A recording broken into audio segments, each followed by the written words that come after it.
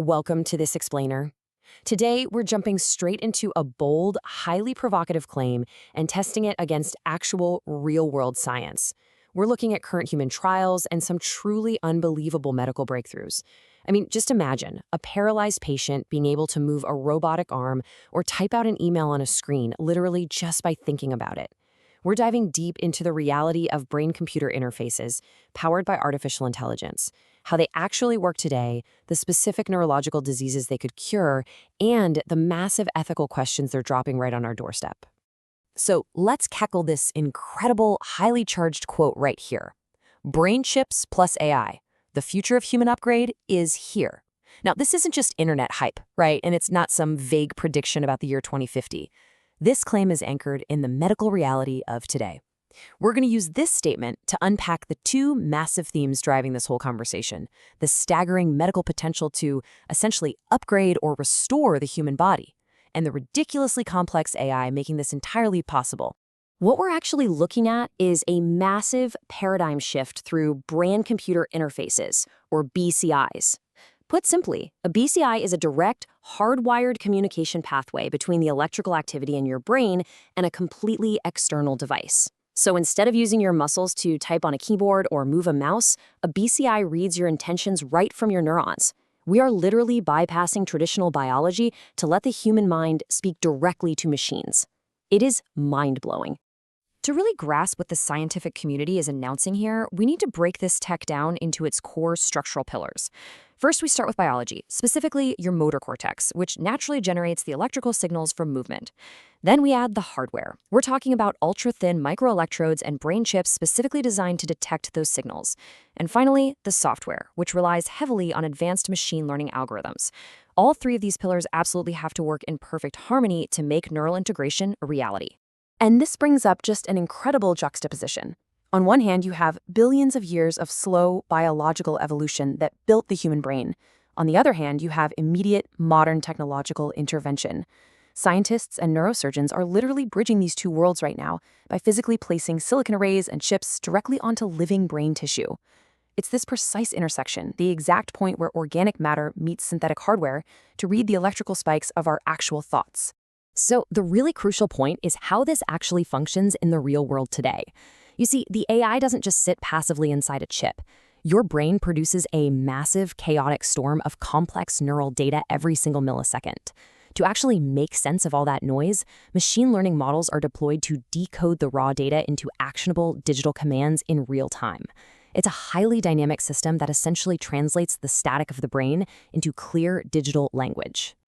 You might be wondering, what is the true multiplier of AI in this whole equation? Well, a brain chip on its own is honestly just a piece of hardware gathering raw static. The human brain outputs way too much data for traditional, rule-based software to ever parse. AI is the true game changer here because it can recognize complex patterns in our thoughts. As a patient imagines moving their hand, the AI learns and constantly adapts to that specific person's unique neural firing patterns. It acts as the ultimate real-time translator between human intent and computer action. Let's pivot and look at how this concept of a human upgrade is actually being applied in modern medicine. Right now, this technology isn't about giving average people sci-fi superpowers. It is completely focused on treating profound neurological diseases and giving independence back to those who have tragically lost it. For a patient with locked-in syndrome or severe paralysis, regaining the ability to communicate or just interact with their environment, that isn't just a medical treatment. That is a completely life-altering upgrade to their daily existence. Notice the stark contrast here between how we usually use the word upgrade and what it actually means biologically. I mean, when you install a patch on your smartphone, you're just fixing a minor bug, right? But in the world of neural chips, installing a patch can literally mean bypassing a severed spinal cord. The chip reads motor signals directly from the brain and routes them wirelessly to a computer or even to electrodes on a patient's own limbs. It essentially acts as a wireless bridge for that broken biological connection. But we absolutely have to acknowledge the immense stakes involved here. When a routine phone update fails, it's annoying.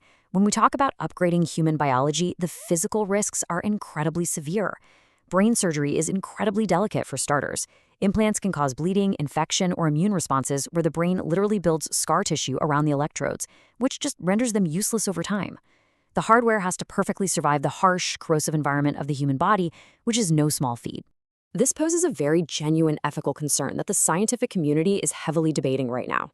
If we perfect this technology to heal, is it ethical to eventually use it for cognitive enhancement? I mean, who actually gets to decide what constitutes an upgraded human?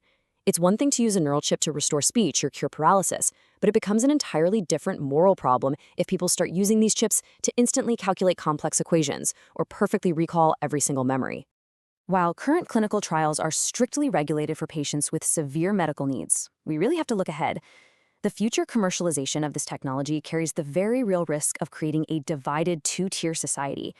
If these AI brain chips eventually hit the commercial market just for cognitive enhancement, they are going to be incredibly expensive. This introduces a really unsettling possibility: completely unequal access to basic cognitive capabilities, drastically widening the gap between those who can afford an upgraded mind and those who simply cannot. We are no longer just talking about science fiction here. We are seeing real, actual human trials today. Right now, there are human patients who have had these chips surgically implanted. We've seen incredible case studies of paralyzed individuals successfully using their brain-computer interfaces to play complex video games, browse the internet, and communicate with their families, all using only their thoughts. The timeline has aggressively shifted from some distant future directly into our present reality. It is literally here. The rapid pace of this technology is frankly staggering. And what makes this so urgent isn't internet hype, it's the actual speed of clinical research and FDA approvals. Regulatory bodies are currently working hand in hand with tech companies to greenlight early feasibility trials.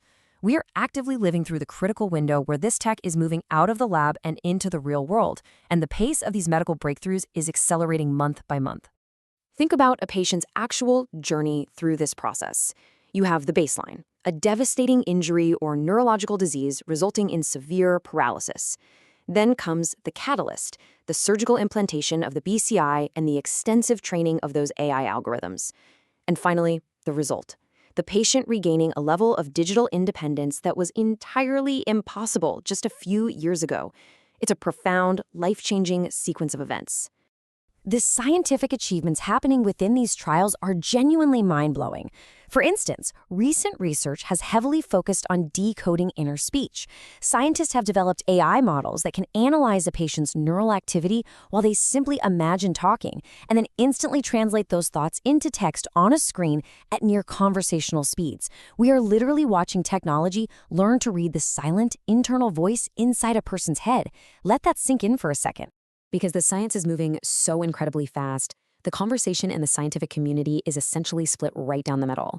For every massive breakthrough and technological advancement, there is an equally heavy necessity for strict ethical guardrails. The community knows that building the hardware and the AI is really only half the battle. The other half? It's ensuring we have the robust moral frameworks in place to handle a technology that can quite literally access human thought. As impartial observers to all of this, we have to carefully weigh the incredible promise against the stark warnings. On one hand, we're looking at the promise of curing debilitating neurological diseases, ending paralysis, and restoring agency to millions of people. But on the other hand, we are faced with unprecedented data privacy risks. If a machine is constantly reading your neural signals, who owns that data? Who exactly has access to the raw, unfiltered code of your intentions? And this is exactly why strict ethics absolutely have to guide the development of neural chips. Neural data isn't like a stolen credit card or a hacked email password, right? It is the most private, intimate information imaginable. It is your baseline biological identity. A literal digital connection to the mind opens up theoretical vulnerabilities to hacking that cybersecurity experts are currently scrambling to understand. Protecting the biological mind from any kind of outside manipulation is completely paramount. Looking at the current research trajectories, the next 5 to 10 years of human AI integration are going to be absolutely critical. We're already moving toward higher bandwidth interfaces, meaning chips that can read tens of thousands of neurons simultaneously, rather than just a few hundred. As the AI gets smarter and the hardware gets smaller and safer, the transition from strictly therapeutic medical devices to wider commercial applications is going to become an unavoidable, massive societal debate. There's also the absolutely fascinating biological question of neuroplasticity. The human brain is constantly rewiring itself based on how it's used. So if we eventually merge human cognition with AI, if we offload our memory or our daily processing tasks to a silicon chip, how does the biological brain actually change over time in response to that? The biological baseline of humanity might literally adapt to exist in a permanent symbiosis with artificial intelligence. The medical timeline we are watching unfold right now is extraordinary. We start with absolute biological limitations caused by injury or disease. We then intervene with surgical BCI integration, very carefully placing technology into the human body. And finally, we arrive at a true symbiosis with AI, where human intent and machine learning work together so seamlessly that the patient no longer even feels the distinction between their own thoughts and the machine's actions. The technological journey we've covered in this explainer today is just staggering. We've gone from the microscopic firing of natural biological neurons to ultra-thin silicone electrode arrays, all the way to complex machine learning algorithms capable of decoding our very thoughts in real time. It's a complete triumph of engineering and neuroscience, fundamentally overturning how the human mind can process and output information. The sheer magnitude of the medical trials happening right now cannot be overstated. We are witnessing the very first pioneers of a completely new frontier in modern medicine. Whether you view brain-computer interfaces as an inspiring medical miracle that will finally cure the incurable, or as a deeply concerning boundary that requires extreme caution, the breakthroughs occurring in labs today are undeniably reshaping our entire understanding of human potential. I want to leave you with this final, truly provocative thought. As we stand on the edge of this incredible medical and technological frontier, what happens to the fundamental humanity we leave behind? If our thoughts, our movements, and our capabilities are eventually entirely co-processed by an artificial intelligence living on a chip inside our heads, where does the machine end, and where do you begin? Thank you so much for joining me for this explainer. Keep questioning everything, and I'll catch you next time.